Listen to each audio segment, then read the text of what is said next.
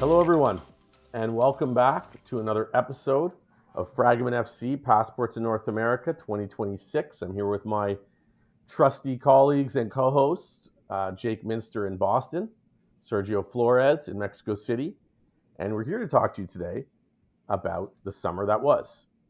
And it was a pretty busy summer. We had a number of tournaments, and we'll each cover one for you. In particular, the first one, which involved each of our nationalities, won by Mexico. And so, as it is, I will pass it to Sergio to bask in the glory and outline that tournament for our viewers and listeners. Go ahead, Sergio. Over to Thank you. you very much, Rick, Jake. Nice talking to you guys again, the three amigos back together. And yes, it was quite busy, guys. So the Gold Cup, as you know, it's a very interesting tournament as it's performed every couple of years instead of four, which is like the basic norm. The only other group that does the same thing is the African Cup. And the difference here is, as you know, it's every time in the US. In Africa, they start co-hosting with different countries. Here it's only in the US. So it's kind of a sui generis tournament. And right now we had a pretty good preparation for our teams. I would like to have seen a full on board US team. I know you have most of your stars away, but it was pretty interesting still. We had Luis Fernando Tena, a Mexican coach now for Guatemala, which went on the third place. It was quite awesome. I think it was 20 years since the last time they qualified to those stages. We have the Piojo Herrera, another ex-coach from Mexico, rooting for Costa Rica, which was also a good representation. Canada started so awesomely this tournament. They won 6-0 versus Honduras. So I thought like Canada's definitely going to win this one. But then they went to a penalty match together with Guatemala, and it was just bad luck. On the contrary to the U.S. team, Pochettino didn't have all his very, very strong cards, but still the goalkeeper was just amazing. Against Costa Rica, it was one of the best penalty kick shootout ever that I've seen on a Gold Cup.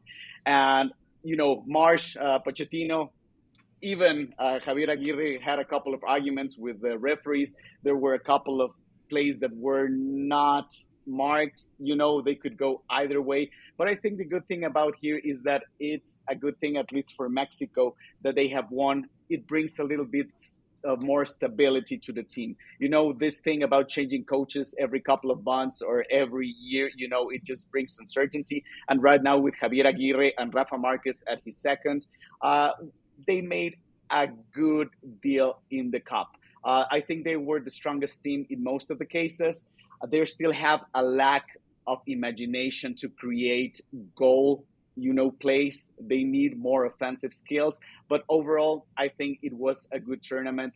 Of course, Raul Jimenez put the team on his shoulders, and he was just awesome. That final against the U.S., I couldn't believe 4 minutes in, U.S. started winning. It was like the worst case scenario ever. But then Raul Jimenez just took a shot out of nowhere and tied the game. And after that, a double header in the area, it's always very, very dangerous.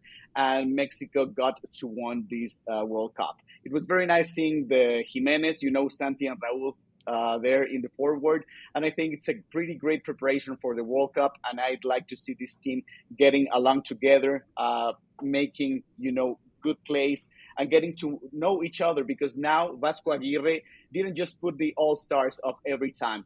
Every player had to make his way into the field, and if they were not playing good enough, they just took him out.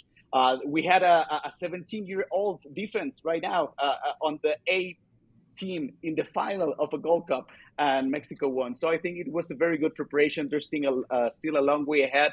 And that was the end for Mexico on international official tournaments. I think we have a couple by the end of the year versus Japan and then Korea. It would be a nice challenge, but only friendlies. So I think overall it was a pretty good tournament. I like the US, I like Canada, and I'm very glad, of course, that Mexico won. But they had to with the team. I hope that US and Canada brought Davis, for example, as well.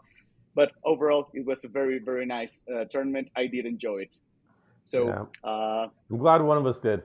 Just to touch on Canada, that a lot of talk from Canada in that tournament was this is our big pre-World Cup tournament, and we are there to win it. This is what the coach was saying. This is what officials were saying. This is what players were saying, and that they were going to use this as a springboard to 2026. And as you mentioned, starting 6-0 against Honduras at home, the doors are wide open for that. Followed by a very disappointing tie against Curacao, and then winning their last game to win the group. But that game against Guatemala was a huge disappointment. You can't term it anything else. And then losing in a shootout, obviously the lottery of shootouts. And so, Canada's looking to rebound. They have a couple friendlies against Romania, against Wales. And I think going into the World Cup, Canada's still in a very good position. A lot of depth. For example, Jonathan David scored a couple times in that tournament, then signed with Juventus in the Serie A. So he'll be playing in Champions League along with some other players. Health-wise, Alphonso Davies is now healthy. He's training back with Bayern Munich. So it looks like at this point, obviously a little bit far out from the tournament, but at this point, the team is healthy. The team looks to be united. Hopefully bounce back from what was a very poor Gold Cup showing, unfortunately, for them. And I think they'd all admit it too. Yeah, Rick, though, what I really love is the fire behind Canada, though. I mean, even though it wasn't the best tournament, I think you have a manager now who is fiery, who cares, who's an American who has really embraced the Canadian culture, and I think Canadians have also embraced him, and I think that we're going to see Canada continue to develop and continue to become a very good team. So that's a very exciting future. I'll jump into the U.S. here. As Sergio said, there were some big names that were left off this Gold Cup roster, including Pulisic, who arguably is the best player the U.S. has ever produced. You had Anthony Robinson at Fulham. He was out due to an injury. Tim Weah, Weston McKennie, Club World Cup, Serginho Dest, Yunus Musa, Ricardo Pepi, Gio Reyna, all these players who were typically first-team players weren't able to play. So what happened with the U.S.? They topped their group and advanced to the quarterfinals and semis, beating Guatemala 2-1 in the semifinal. We had some really good showings from players that are rather unknown or not yet, superstars. Diego Luna scored twice, his first career brace for a 2-1 win in the and he's the one who sent the U.S. to that final. And he's been getting interest from European clubs, specifically in La Liga. I really love the fire and the passion he plays with. It's contagious. You can see his teammates love it. And the fans, as the fans, we love it too. I think really the highlight of the tournament go to the next two players. Malik Tillman had 3 goals. He's now at Bayer Leverkusen. He's a fantastic player for the U.S., but unfortunately, he really did disappear against Mexico. Chris Richards looked phenomenal. He had that header against Mexico that Sergio had referenced earlier in the podcast. He appears to be solidifying his spot as leader for the U.S. men's national team. And so far with the English Premier League season, he is looking like a stud. So I'm excited to see where he ends up. We had a different goalkeeper in. Matt Freese was our goalkeeper, whereas in the past we've seen Matt Turner. 2 Matts. I didn't even think about that until now, but he made some mistakes in a few of the games, but he looked excellent at times. Sergio, you talked about it. His saves, in the playoffs and in the shootout were just phenomenal. And let's see, what are they going to do? Matt Turner was left off of this most recent squad for upcoming international matches. Matt Freese looks like he's going to be the number 1. So really exciting time for the U.S. men's national team. We lost to our rivals and neighbors in the South, but I would say North America football is coming back. I mean, I'm excited to see what the future holds for us and what the future holds for the World Cup for all 3 of our nations. I think we can go ahead and segue into our next topic, which is going to be the Women's Euro Final in 2025. So that final ran from July 2nd to the 27th across 8 Swiss venues. Landing a final in worthy Basel, Switzerland. And that was the Cauldron. England and Spain went the distance, and the Lionesses kept their nerve 1-1 after extra time, 3-1 on penalties. This was a rematch everyone wanted to see after the 2023 World Cup. Same heavyweights, a very different ending. Chloe Kelly buries the winner. Hannah Hampton saves twice, and England lifts the trophy. And what's so exciting about this, especially in women's soccer, is that the attendance was 34,203. So it was a full house, which is really exciting to see how the women's game is really taking off. Just kind of a recap of the game there. Spain struck first. 25th minute goal. It was a cool finish. And for a half, it felt like, this was really Spain's game. But England really didn't blink. Alicia Russo leveled after the break. The delivery that she had was purposeful. The movement was classic. And suddenly the momentum flipped. Every time, extra time was cagey, but both keepers really kept their cool. Then penalties, Hampton reads two perfectly. And Kelly thumps the closer, as she does. So back-to-back European champions for England, and the first senior England side to win a major on foreign soil.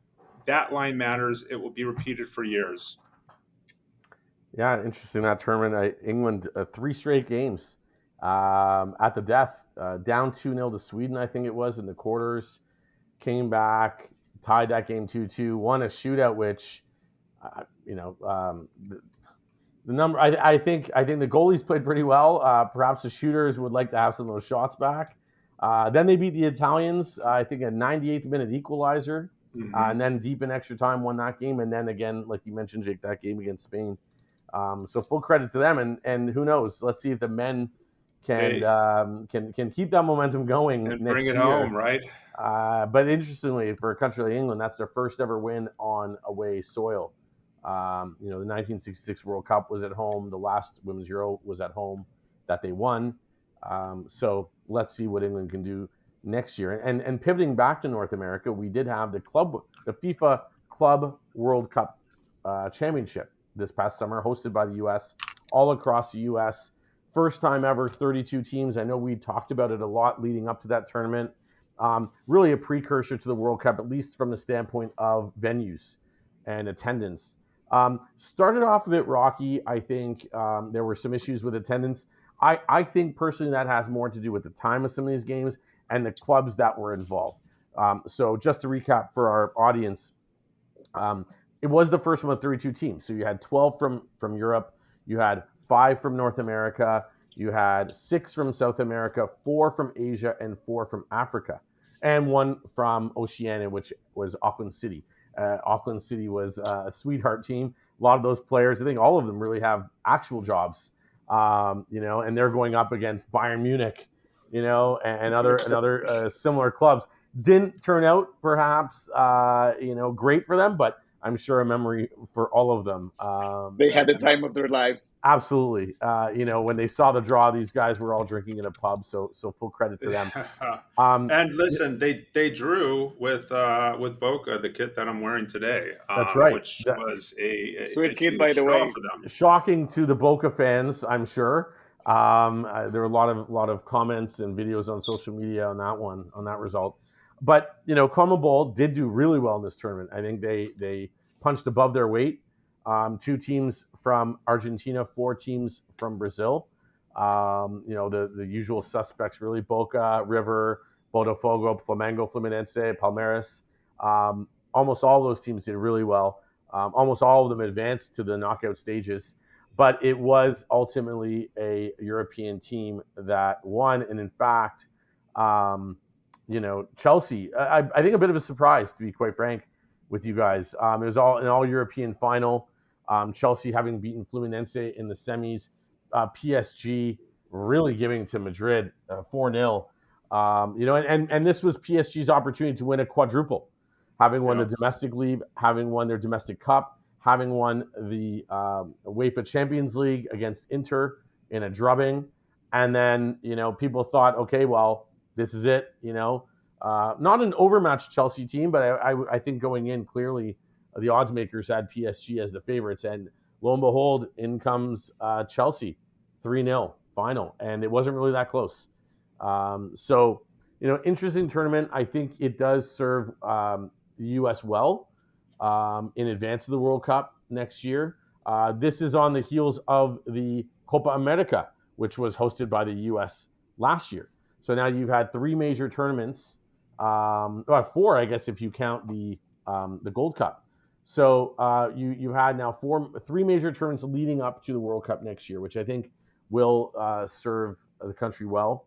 And we'll see what happens. But the issue here really is a lot of these teams that advance far in this tournament, let's see how they do on the domestic front, because that season has already started and the calendar is jam-packed for a lot of these larger teams that had to participate in this tournament, which I think dovetails nicely into our next topic, which is, transfer window, domestic league has started, and World Cup qualifying is well underway. Some federations have actually completed, like CONMEBOL. They're done. We know who's qualified from that federation, with the exception of the one that will be placed into a playoff. But, it's been a very busy summer, even on the transfer front. In the EPL, for example, over £3 billion spent, and I'll repeat that for our audience, £3 billion spent on this one singular summer transfer window. A lot of big name players have moved teams, have moved leagues, have moved continents. And so, all of that has occurred, and that window has now passed as we head into the full swing of the domestic season and World Cup qualifying. What do you guys think?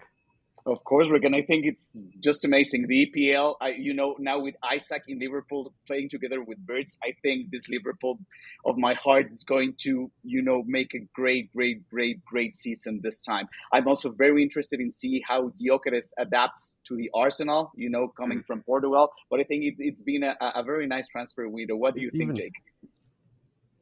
I mean, yeah, I've not seen money like this. I mean, Rick said it, £3 billion. That's billions with a B and pounds with a P. So we're talking about lots of money here. And I think you've seen that it's been a competitive season so far. There's only a few games in, but I think we could see some surprises. I mean, Liverpool definitely splurged in the market. So we'll see. They have a stacked squad. We'll see what happens. But I'm excited to see where everything goes. We started this podcast, 2 years ago now? We've had several episodes. It's been really excited. Thank you for all of those who have followed us and watched us. And we're so close to the World Cup here in 2026. And we're so excited for that. I'll give it back to Rick to close things up for us. But again, just wanted to say thank you so much to all of you who have watched and who have followed and who find a little bit of joy out of this podcast. Yeah, I think it's. I echo those statements, Jake. I think as we're now here in, I guess technically still summer, but we are rapidly approaching fall. We are less than a year away from the World Cup. Qualification is well underway. Like I mentioned, some jurisdictions are complete, and there's a lot of excitement between now and the World Cup draw in December. Between now and then, we're going to have a few more episodes for you. We are likely to span continents, maybe even cross a couple oceans with the next couple episodes, as well as some highlights of what's going on domestically in the U.S., both in the men's and women's game. So please do stay tuned. #Fragomen FC. Stay part of the conversation, and we are really excited to see you again soon. Thanks again. Thanks, everyone. Thank you, Rick. Thank you, Jake. Thank you, everyone. Bye, guys.